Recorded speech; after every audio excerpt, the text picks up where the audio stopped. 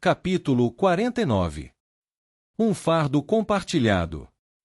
Kallen puxou o capuz de sua capa, o calor do sol do dia se dissipando. Ele fez uma careta ao ver o sol se pôr no horizonte oeste, sua respiração já formando vapor. Ele não achava que jamais se acostumaria com a forma como a temperatura nas terras queimadas oscilava entre escaldante e congelante em tão pouco tempo. Ele tirou um cantil da mochila, destampou a rolha e despejou um fio de água na boca, apenas o suficiente para umedecer os lábios rachados e a língua seca. Já nos acomodamos para a noite. Kallen se virou e viu Ingvat, o contato de Aeson com quem Eric havia entrado em contato primeiro, parado ao seu lado, com seu manto escuro sobre os ombros. Ela puxou a longa trança loira que caía até abaixo do peito. Surin e um dos outros artesãos magos, Olbrok, usaram sua magia para forjar as rochas, criando um recanto para os feridos. Isso deve ajudá-los a se manter aquecidos. Como eles estão? Na noite anterior, alguns dos rebeldes que se juntaram a eles ficaram para trás, exaustos pelo calor e cansados pela falta de comida. Quando Valeris ouviu os gritos, os Eniaka já haviam ceifado 3 vidas e ferido outras 4. Vaeril diz que 2 podem sobreviver, mas há pouco que ele ou Kiko possam fazer pelos outros 2. Eles estão perto demais da morte para serem curados. Kallen assentiu suavemente, mordendo a parte interna da bochecha. Foi nossa escolha, disse Ingvat, inclinando a cabeça para poder encarar Kallen. Você nos disse que alguns de nós morreriam, e nós aceitamos o risco. Kallen soltou um suspiro pelo nariz, pressionando os dedos na nuca enquanto contemplava o brilho crepuscular do sol poente. Mais mortos porque o seguiram. Mais sangue derramado. Ingvat se moveu para ficar em frente a Kallen, bloqueando sua visão, com um olhar implacável no rosto. A mulher tinha idade suficiente para ser sua mãe, de certa forma, o fazia lembrar dela. Não me olhe assim, carrancudo e sombrio. Os outros podem parecer uma espécie de deus para você, mas eu sei o que você é. Você é apenas um homem, Kallen Brier. Um homem com um dragão, mas um homem, mesmo assim. No fundo, você não é nada mais do que carne e osso. Você não pode carregar o peso de cada gota de sangue derramada ao seu redor, porque se o fizer, você se afogará. A guerra está chegando, e a maioria de nós está comprometida com ela desde antes de você mamar no peito da sua mãe. Sabíamos do risco. Sempre soubemos do risco. As consequências são nossas para arcar. Devemos lamentar os mortos e devemos seguir em frente. Kallen encarou Ingvat, com a garganta apertada. Se ao menos fosse tão simples, se ao menos ele pudesse simplesmente seguir em frente. A mulher suspirou e pousou a mão no ombro de Kallen enquanto se preparava para voltar para os outros. Sua tarefa é liderar. Não te invejo. Mas a nossa tarefa é escolher seguir. Escolher. Ela enfatizou a palavra. Tire a escolha deles e você tira quem eles são. Use a perda deles, deixe que ela te impulsione, mas entenda que foi a escolha deles, não a sua. Eles morreram por aquilo em que acreditavam. Muitos não têm essa sorte. A expressão de Ingvat suavizou-se, e ela apertou o ombro de Kallen antes de se dirigir para onde alguns dos outros estavam a preparar espetos para cozinhar a carne insípida dos Eniaka. Kallen respirou fundo, inclinou a cabeça para trás e expirou. Levou a mão até onde a espada pendia do quadril e segurou o lenço de seda amarrado entre as presilhas do cinto, o lenço de sua mãe. Só recentemente percebera que começara a esfregar o polegar e o indicador no tecido encerado sempre que seus pensamentos o levavam a lugares sombrios. Sinto sua falta. Ele descobrira que o luto era uma criatura estranha. Não era avassalador e inflexível. Vinha em lampejos e ondas, como se a mente de Kallen só se lembrasse periodicamente de que ele nunca mais ouviria a voz da mãe. Ele daria quase tudo para vê-la mais uma vez, só para que ela lhe oferecesse uma caneca de chá de raiz de Arlen. Fechou os olhos, apertou o cachecol com força e balançou a cabeça, tentando afastar os pensamentos. Sentindo o frio da noite que caía a percorrer sua pele, Kallen soltou um suspiro lento, abriu os olhos e seguiu Ingvat até onde os outros estavam acampados na formação rochosa. Ain, Tarmon, Eric e alguns dos que haviam fugido de Berona, aqueles que faziam parte da guarda beronana, faziam a vigília ao redor do perímetro do acampamento, com cobertores extras sobre os ombros, em preparação para a noite gélida. Eles se aproximariam em breve, mas, após o recente ataque dos Eniaka, decidiram acampar um pouco mais cedo e dobrar a vigilância, ampliando o perímetro. Eric inflou as bochechas quando Kallen passou. Ele podia ver o cansaço nos olhos do amigo. Eric havia contado a Kallen o que acontecerá com Fritz antes de entrarem nas terras queimadas. Kallen se surpreendera com a pontada de tristeza que sentirá ao ouvir a notícia. Fritz sempre fora um idiota, mas o que ele fizera nas masmorras de Berona era muito pior, era perverso e cruel. Mesmo assim, Fritz ainda lhe trazia uma lembrança de casa, um fragmento de um passado perdido para sempre. Assumirei o controle em breve. Kallen pousou a mão no ombro de Eric, dando-lhe um sorriso compreensivo. Ele percorreu o acampamento, verificando os homens e mulheres que ali jaziam, antes de se dirigir para o fundo, onde Vairil estava ajoelhado com o curandeiro que viera com eles de Berona. Kiko era uma mulher de aparência jovem, vinda de Arcalen, embora, quando se tratava de magos, tentar calcular quantos verões eles tinham visto fosse como tentar adivinhar quantas folhas de grama havia em um campo. Ela era pequena, com cabelos negros curtos e lisos como agulhas. Tinha olhos bondosos, algo que a mãe de Kallen sempre dizia. E, apesar da situação em que se encontravam, ela era incansavelmente positiva. Era sempre a primeira a acordar de manhã e sempre ria de coisas que nem eram particularmente engraçadas. Ela era, como sua mãe costumava dizer, um sopro de ar fresco. Kiko e Vairil ajoelharam-se na rocha ao lado de Lars, Elia e Gaeleron, que estavam sentados entre os feridos. Eles haviam caminhado pelas terras queimadas por 11 dias e noites sem parar, e nesse tempo Gaeleron recuperara parte de sua antiga forma. Ele não conseguia manter conversas completas, mas estava falando e também caminhando sem ajuda, graças, em grande parte, à cura feita por Vairil e Kiko. Elia e Lars, no entanto, mal haviam trocado uma palavra. Era quase como se tivessem piorado desde que saíram de Berona. Conversavam aqui e ali, em frases desconexas. Mas, na maior parte do tempo, se retraíam, sussurrando, respondendo a perguntas que nunca haviam sido feitas e fazendo perguntas sem sentido. Elia estava melhor que Lars. Em algumas ocasiões, quando conversava com Kallen ou Ain, parecia recuperar os sentidos. Mas esses momentos eram fugazes, e ela frequentemente voltava a se abraçar, com a cabeça pendendo para a esquerda.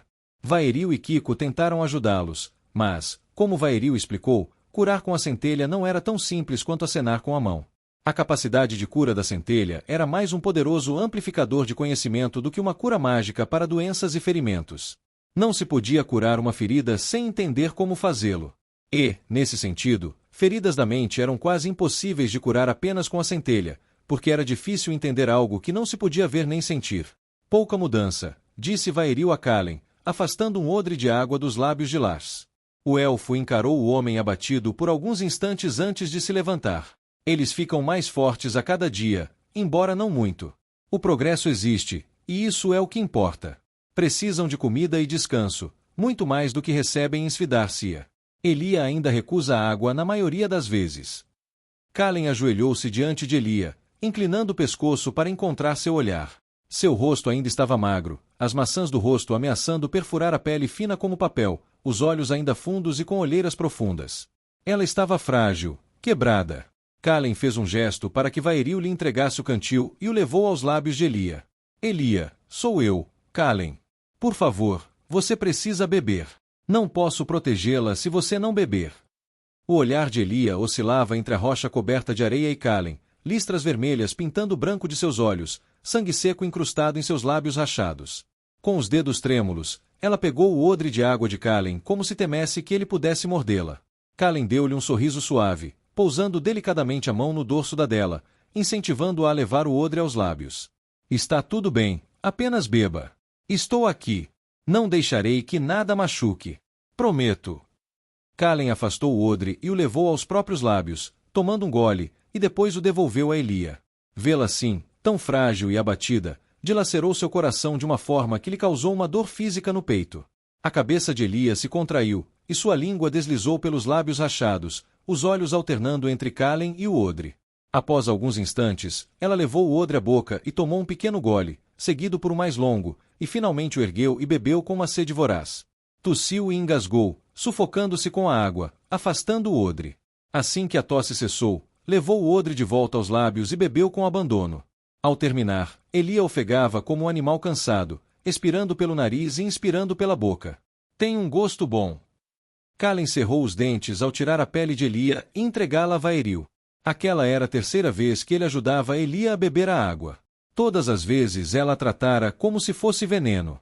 Ele não entenderá a princípio, mas então se lembrou das palavras de Lars na sala de interrogatório. Não é você. Não é. Não pode ser. Ele fez de novo. Mais coisas que não são reais.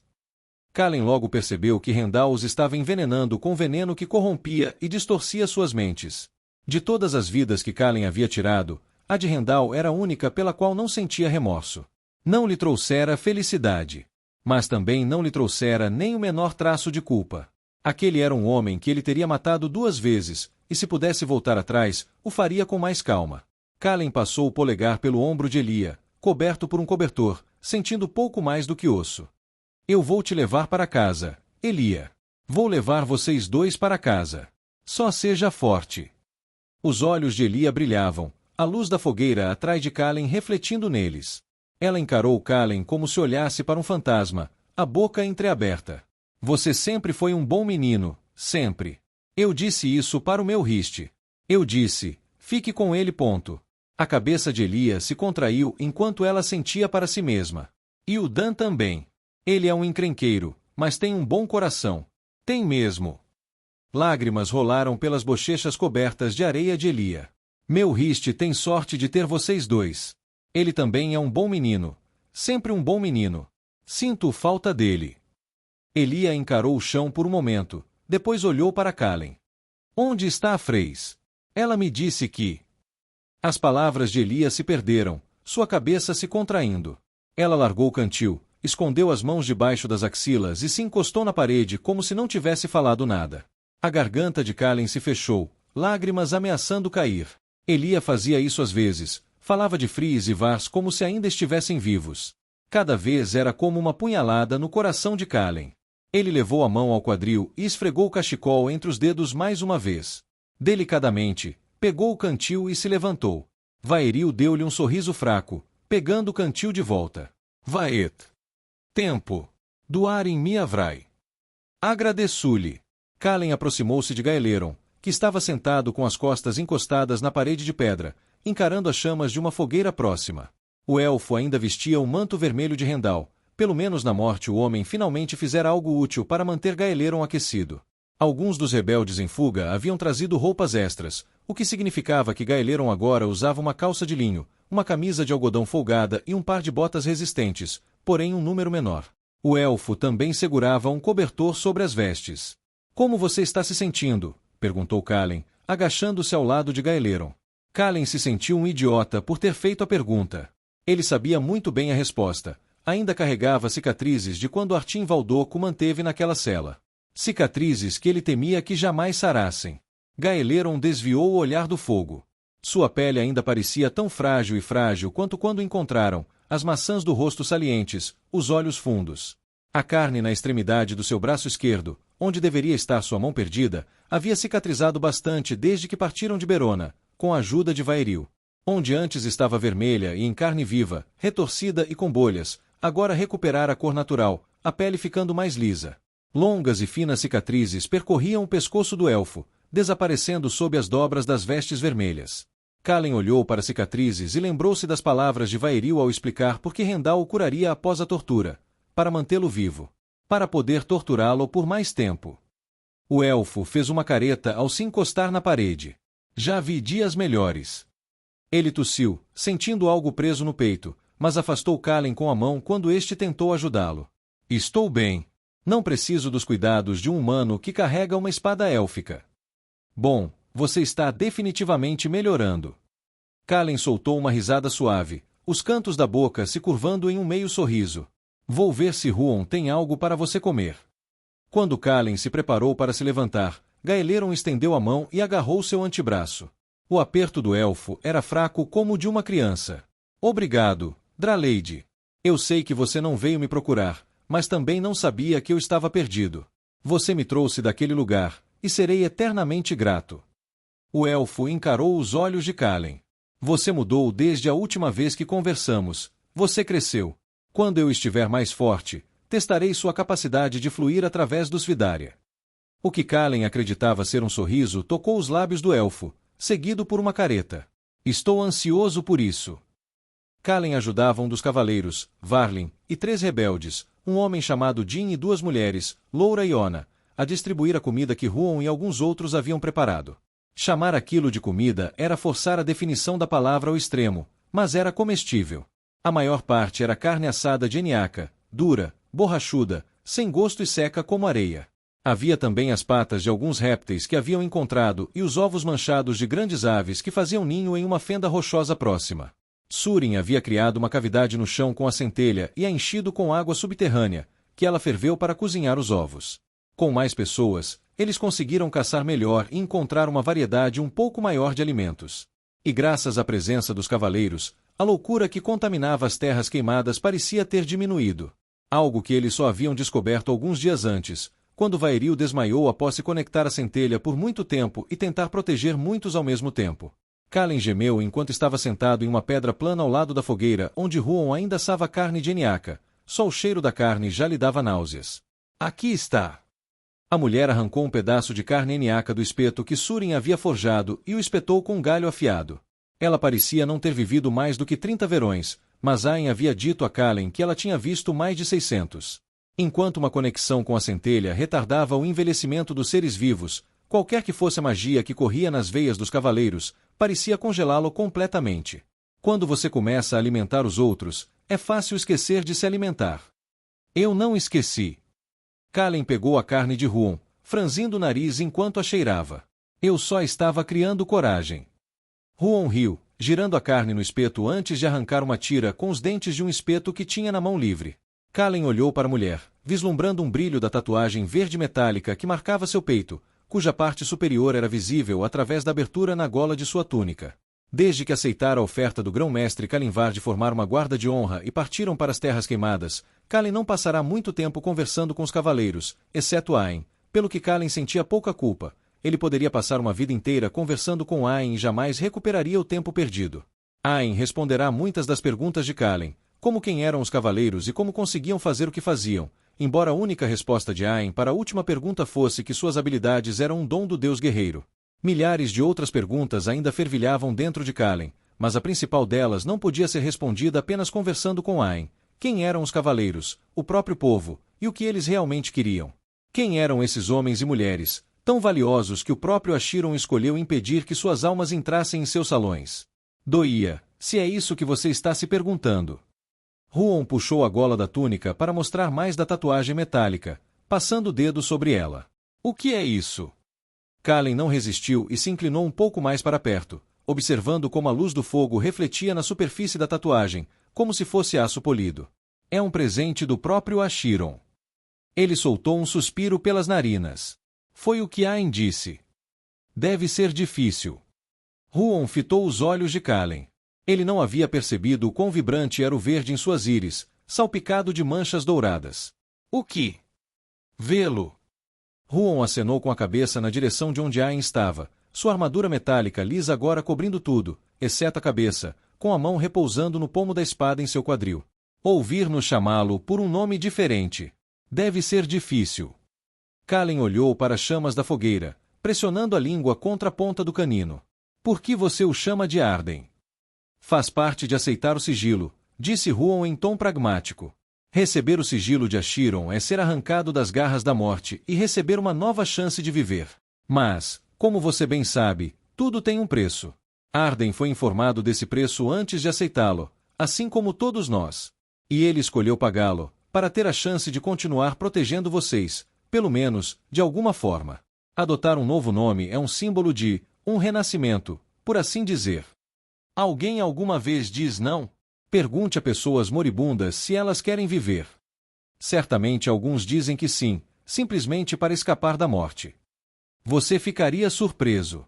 Como eu disse, o preço é claro, e alguns simplesmente não estão dispostos a pagá-lo. Alguns já viram o suficiente deste mundo. Alguns estão cansados. E, em alguns casos, o capitão ou grão-mestre que concede o sigilo decide que o candidato não é digno. Às vezes, exatamente pelo motivo que você mencionou. Porque tomar essa decisão unicamente por autopreservação é um sinal claro de que o candidato errado foi escolhido. Huon girou o espeto e encarou as chamas por um instante. Não acontece com frequência, um cavaleiro ter que olhar para a vida que sacrificou e, ao mesmo tempo, ter a chance de retornar a ela de alguma forma. Ele se importa profundamente com você. Você é tudo o que o mantém preso aqui. Você é o motivo pelo qual ele disse sim. Kalen assentiu com a cabeça, fitando as chamas bruxuleantes, observando-as estalar e crepitar, com faíscas subindo pela noite. Huon se remexeu. Como estão os outros? Algum deles apresentou sinais de loucura. Kalen balançou a cabeça. Não teríamos conseguido atravessar se você não estivesse conosco. Isso ficou claro quando Vaeril desmaiou. Não teríamos conseguido protegê-los a todos. Eu sabia que meus irmãos, minhas irmãs e eu éramos imunes à loucura da corrupção aqui, mas não sabia que isso se estenderia àqueles ao nosso redor.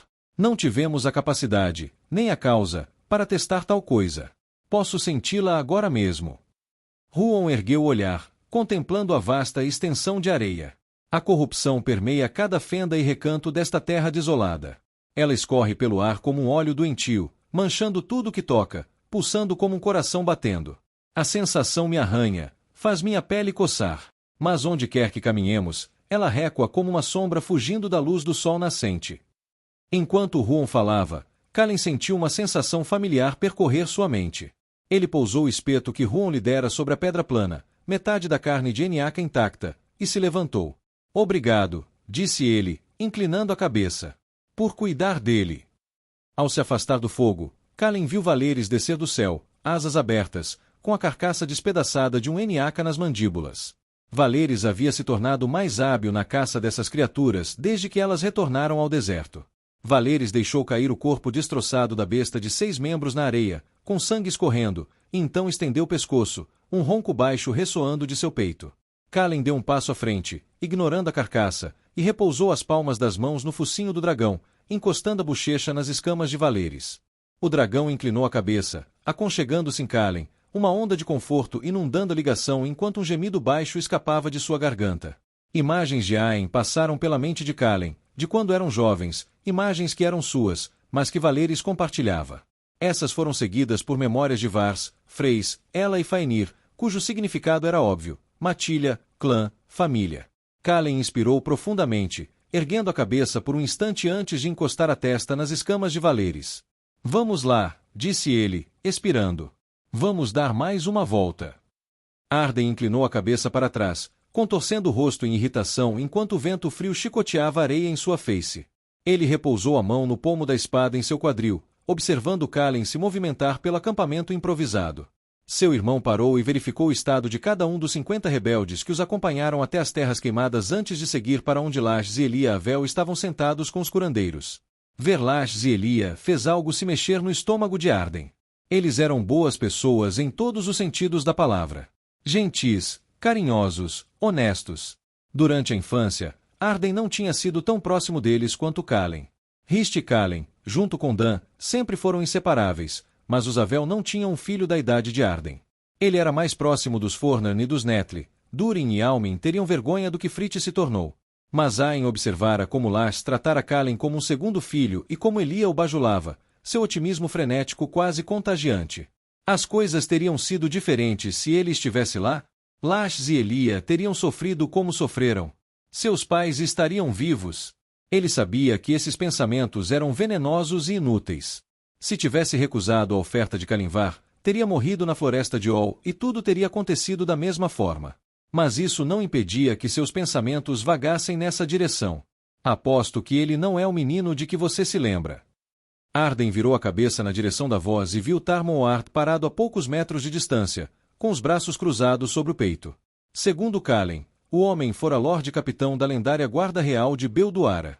Arden não precisava de muita imaginação para perceber isso. Tarmon era um dos poucos que se igualavam a Arden em altura, e tinha ombros mais largos e braços mais grossos. Mais do que a aparência física, porém, ele emanava uma aura, um estoicismo que ia além do tipo quieto e taciturno que Arden conhecera na guarda da cidade de Clareira. Tarmon Oard observava atentamente. Raramente falava, mas quando fazia, Arden notava que a opinião do homem raramente estava errada. Isso fez lembrar de algo que seu pai lhe dissera depois de Arden ter discutido aos gritos com Joran Brock, pouco depois de ambos terem entrado para a guarda da cidade. O poder das palavras reside na escolha delas, meu filho. Não apenas na escolha das palavras a serem ditas, mas também na escolha de quando não falar. O homem que fala pouco, mas com sabedoria, é ouvido com muito mais frequência do que o homem que não consegue manter a língua presa. Não, ele não é o mesmo menino que eu me lembro. Arden olhou para Kalen, que acabará de distribuir espetos daquela carne eniaca horrível com ovos cozidos e agora estava sentado com Huon. Ele cresceu, mais do que deveria. Ele viu muita coisa em pouco tempo. Passou por muita coisa.